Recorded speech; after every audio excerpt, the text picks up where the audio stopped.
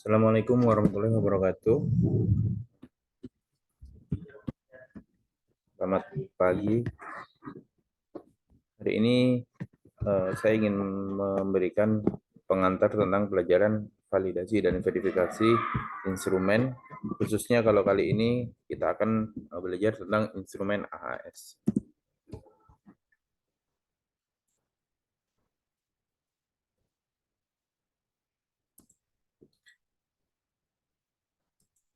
Materi validasi ini sangat penting karena semua jenis analisa itu memerlukan yang namanya validasi. Kemudian setelah dilakukan validasi harus dilakukan yang namanya verifikasi. Kenapa proses ini sangat penting? Ya, jadi validasi metode itu sendiri adalah suatu proses untuk mengkonfirmasi bahwa suatu metode itu memiliki unjuk kerja yang konsisten. Jadi ketika kita melakukan suatu analisa, apakah hasil kita ini konsisten, bisa digunakan, kemudian hasil yang didapatkan itu sesuai yang ingin kita analisa, ya, sesuai dengan tujuan dari penerapan metode tersebut, maka harus dilakukan yang namanya validasi metode. Berdasarkan SNI ISO 17025 sendiri, validasi metode itu adalah konfirmasi melalui pengujian dan pengadaan bukti yang objektif bahwa persyaratan tertentu untuk suatu maksud khusus dipenuhi. Nah, sebuah laboratorium uji harus melakukan validasi. Apa saja yang divalidasi? Yang pertama adalah metode yang tidak baku. Metode yang tidak baku itu misalkan kita mempunyai metode yang belum ada metodenya yang standar. Oke, akan saya tunjukkan contoh metode standar yang sudah ada. Jadi bisa dilihat nanti.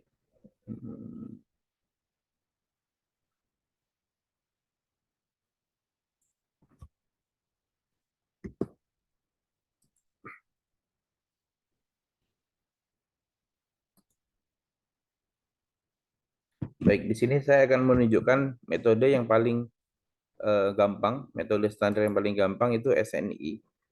Ya, saya contohkan di sini. Nah, ini adalah metode SNI.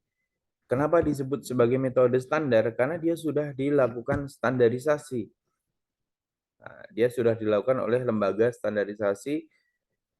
Di sini SNI, Standar Nasional Indonesia, itu disebutkan siapa saja yang melakukan standarisasi dari metode tersebut, yaitu Badan Standarisasi Nasional. Nah, kemudian dari metode standar ini pasti ada yang namanya nomor metodenya, ya. Jadi ada nomor metodenya, kemudian ada judul dari metode analisanya apa, kemudian daftar isinya, ruang lingkupnya, ya, dan semua cara kerja dari metode tersebut. Itu kalau SNI. Ini contoh yang paling gampang, yang paling mudah dimengerti untuk menjadi contoh metode standar. Nah, kemudian metode yang tidak standar, metode standar lain. Saya contohkan di sini metode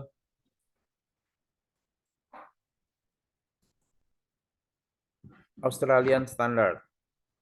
Sama dengan metode SNI tadi tentang analisa total moisture atau kadar air total. Di sini total moisture di metode Australian Standard ada nomornya. Ya, nomornya ada di sini. Australian Standard nomor 243411999. Jadi ada tahunnya juga. Jadi mungkin ini sudah ada yang update. Hanya ini sebagai contoh saja bahwa metode ini distandarisasi pada tahun 1999, cukup lama. Nah, di sini sama isinya sebenarnya dengan metode SNI, hanya saja dalam bahasa Inggris. Ya, karena metode ini sudah banyak digunakan di internasional. Ini ada metode, ada skopnya, kemudian referensinya, definisi, dan lain sebagainya. Sama intinya di sini. Kemudian saya contohkan lagi metode ASTM. Nah, ini ASTM. Ini salah satu metode yang paling banyak digunakan di laboratorium batubara adalah metode ASTM, dan satu lagi nanti metode ISO akan saya tunjukkan juga. ASTM, American Society for Testing Material, ya. Di sini ada nomornya juga. Kemudian ada judulnya, ada ruang lingkupnya, skopnya, referensinya dari mana, kemudian cara kerjanya seperti apa, lengkap. Bahkan sampai metode tersebut memiliki presisi berapa di pengujian ini, ya seperti itu. Jadi ada nilai presisi yang dia cantumkan di metode ini, sehingga bisa menjadi acuan dari hasil pengujian kita, apakah hasil pengujian kita ini presisi atau tidak. Baik, satu lagi saya contohkan, itu metode ISO. Nah, ini metode ISO, International Standard. Nah, di sini diterbitkan tahun 2008. Ya, sama total moisture juga untuk batu bara. Ini juga metode yang cukup banyak digunakan di laboratorium batu bara. Oke, itu cuma contoh aja. Kita kembali ke materi presentasi.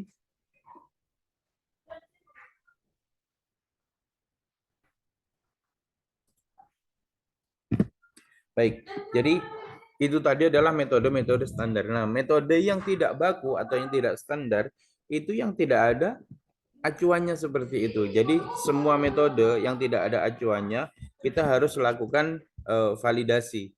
Kemudian metode lain, metode yang didesain atau dikembangkan di laboratorium. Jadi misalkan lab kita sedang mengembangkan sebuah metode. Nah, itu kita harus lakukan validasi terlebih dahulu metode kita sebelum kita gunakan atau sebelum kita terapkan metode yang kita kembangkan tersebut di laboratorium kita.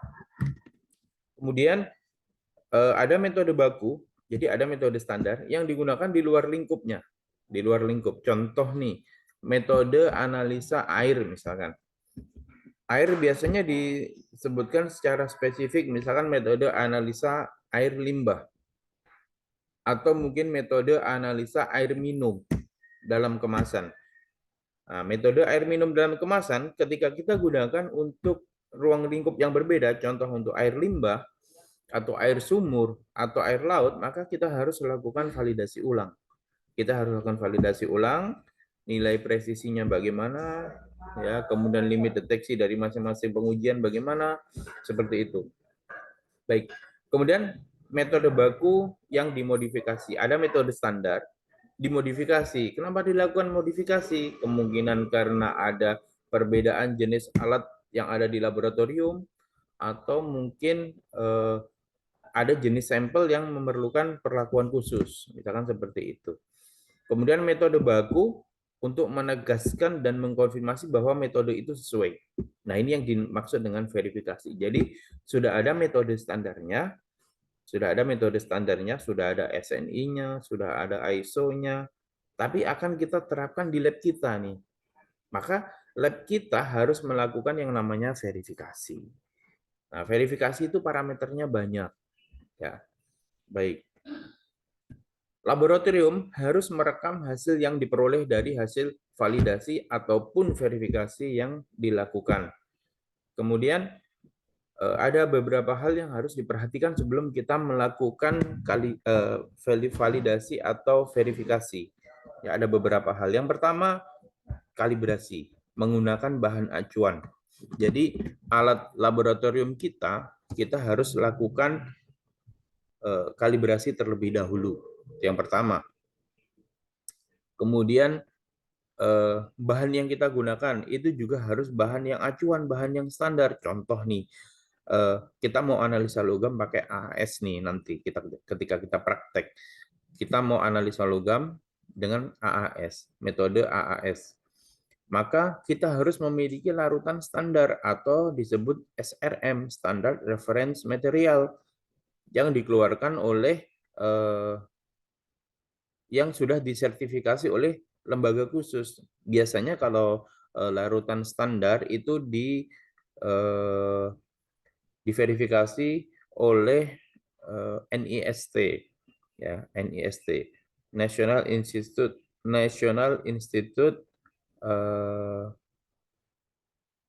Standard and Teknologi kalau nggak salah, saya lupa. Nanti bisa dicari ya NIST itu apa.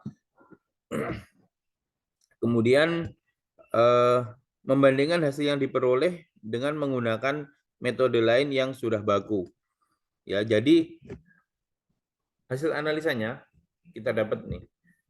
Dibandingkan lagi dengan metode lain yang sudah baku, yang sudah standar. Ini kalau validasi nih. Jadi kita mau validasi sebuah metode, hasilnya analisa kadar protein nih. Misalkan dengan menggunakan metode HPLC misalkan. Kadar proteinnya berapa nih? Dianalisa dibandingkan dengan metode yang sudah standar. Metode standar apa contohnya? Metode Gelderland. Nah, itu adalah metode standar yang digunakan untuk analisa protein.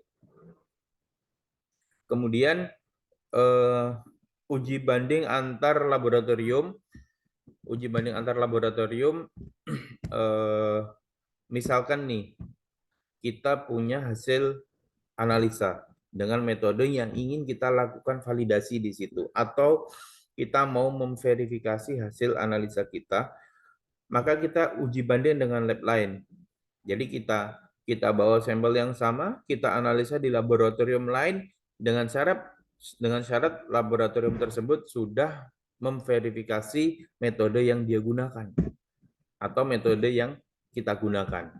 Seperti itu boleh. Jadi intinya kita bandingkan hasil kita dengan lab lain. Biasanya ini disebut sebagai uji profisiensi dan ini merupakan syarat untuk mendapatkan sertifikat laboratorium uji 17025. Kemudian, asesmen yang sistematis pada faktor yang mempengaruhi hasil. Nah, asesmen sistematis faktor yang mempengaruhi hasil. Contoh nih, nah, sebuah laboratorium itu kan tidak cuma bekerja hanya alatnya saja. Maka di situ ada banyak hal yang sangat berpengaruh. Contoh, aquabides yang digunakan. Kemudian listriknya bagaimana. Itu sangat berpengaruh terhadap hasil. Kemudian utilitas lain, utilitas gasnya seperti apa, gas yang digunakan maka harus memenuhi spesifikasi dari instrumen yang digunakan. Misalkan gasnya harus ultra pure, ultra high purity (UHP), maka harus minimal dia harus menggunakan yang sama spesifikasinya atau mungkin high purity yang HP. Maka tidak boleh menggunakan gas asetilen yang grade-nya grade sangat rendah. Nah, itu tidak boleh. Jadi kalau kita ingin mendapatkan hasil yang bagus, istilahnya seperti itu, yang valid, yang terverifikasi, maka kita harus menggunakan spesifikasi yang sesuai untuk unit utilitas yang kita gunakan. Seperti itu. Kemudian asesmen pada ketidakpastian hasil. Jadi yang namanya analisa itu pasti ada kesalahan. Ada kesalahan.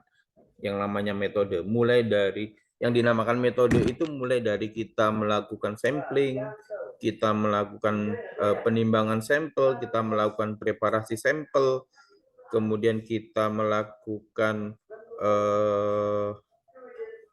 apalagi proses analisanya, kita mengolah datanya, itu pasti ada ketidakpastian. Contoh nih, ketidakpastian dari proses penimbangan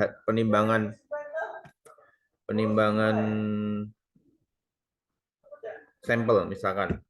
Jadi sampel ketika ditimbang ada kesalahan dari neraca. Semua neraca itu memiliki nilai kesalahan dan itu diketahui melalui sertifikat kalibrasi neraca. Itu contoh. Kemudian preparasi, kita menggunakan labu ukur.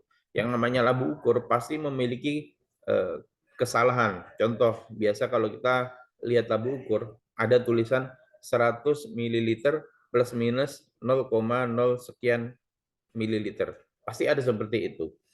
Nah, berarti ketika kita mengimpitkan tepat 100 ml, sebenarnya itu ada kesalahan sebesar 0,01 misalkan. Entah itu lebih, entah itu kurang. Jadi seperti itu. Kemudian contoh lagi perhitungan, pengolahan data. Pengolahan data itu juga sangat berpengaruh terhadap ketidakpastian hasil. Dari mana sih dapatnya pengolahan data itu kesalahannya? Nah, biasanya kalau kita menghitung, katakanlah gini, kalau kita menghitung angka 1 dibagi 3, pasti nilainya ketika dihitung dengan kalkulator ada 0,3333333. Nah, itu adalah contoh pembulatan yang bisa menyebabkan nilai ketidakpastian. Ya, seperti itu. Itu hanya contoh kecil. Dan biasanya di perhitungan-perhitungan analisa selalu ada seperti itu. Selalu ada nilai pembulatan, ya, atau mungkin nilai berapa angka di belakang koma, nilai angka penting. Nah, itu adalah contoh ketidakpastian yang berasal dari pengolahan data. Oke, next. Nah, sebenarnya proses validasi metode itu sebaiknya dihindari. Kenapa? Kalau sudah ada metode standar, ngapain kita lakukan validasi lagi? Karena itu akan membutuhkan biaya yang besar, kemudian waktu yang cukup panjang, dan melibatkan banyak tenaga dan pikiran. Tuh. Nah, sebaiknya kita menggunakan metode standar yang sudah ada. Misalkan SNI-nya, ya udah kita pakai SNI aja. Misalkan ASTM, ya udah kita pakai metode ASTM. Sehingga yang dilakukan itu cukup melakukan yang namanya verifikasi. Jadi metodenya sudah ada, sudah standar, alatnya ada, sampelnya ada, labnya ada, semua unit mendukung, oke, kita lakukan verifikasi. Dari metode tersebut, kita buktikan bahwa laboratorium kita bisa menerapkan metode tersebut, memberikan hasil uji yang baik, yang valid. Ya, sebuah hasil uji yang valid itu ketika hasil ujinya dia nilainya presisi, nilainya akurat, ketidakpastiannya diketahui. Nah, itu adalah nilai hasil analisa yang baik dan benar.